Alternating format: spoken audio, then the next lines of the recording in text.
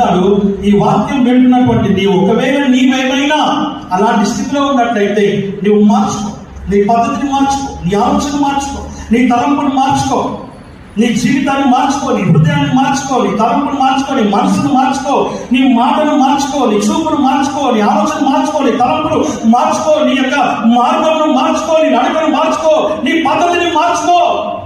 అలా మార్చుకున్నప్పుడే నువ్వు దేవుని బిడ్డగా, దేవుని కుమారుడుగా, క్రైస్తవుడిగా, విశ్వాసిగా నువ్వు పిలువబడతావని వాక్యం ద్వారా మనం చూసుకొచ్చున్నాం.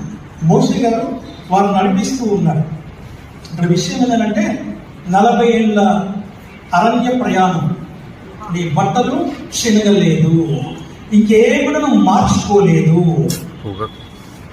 ఇది దేవుని ఆశీర్వాదం. 40 సంవత్సరాల ఆశీర్వాదం. 40 సంవత్సరాలు ప్రయాణం చేస్తూ ఉన్నారు. 40 సంవత్సరాలు వారు అరణ్య మార్గం గుండా నడిచారు. దేవుడు డైరెక్ట్ గా నీ ముఖ్య ఎక్కడ మనం అందరం చూపిస్తాం, ఇలా చూపిస్తాం. కానీ ఇప్పుడు ఇలా చేసిన పరిస్థితి అలా తీసుకొచ్చారు వారు. ఎందుకో తెలుసా?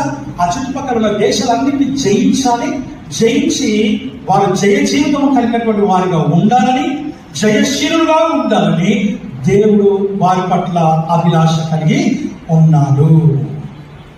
హల్లెలూయా, ప్రేమ దేవుని బిడ్డలారా, అలాంటి ఆత్మీయ జీవితం మనకు వారు నడిపించినట్టుగా మనం చూస్తున్నాం. 40 సంవత్సరాల్లో వారి బట్టలు చిరిగిపోలేదు, కాలు వాయలేదు, చెప్పులు అరిగిపోలేదు, వారి యొక్క ఏది కూడా తరిగిపోలేని వాక్యం ద్వారా మనం చూసుకొచ్చున్నాం. ఈ 40 సంవత్సరాల జీవితం వారిని ఎన్నో ఒడిదుడుకులు, ఎన్నో కష్టాలు, ఎన్నో శ్రమలు, ఎన్నో బాధలు, ఎన్నో వేదనలు, ఎన్నో శ్రమలు,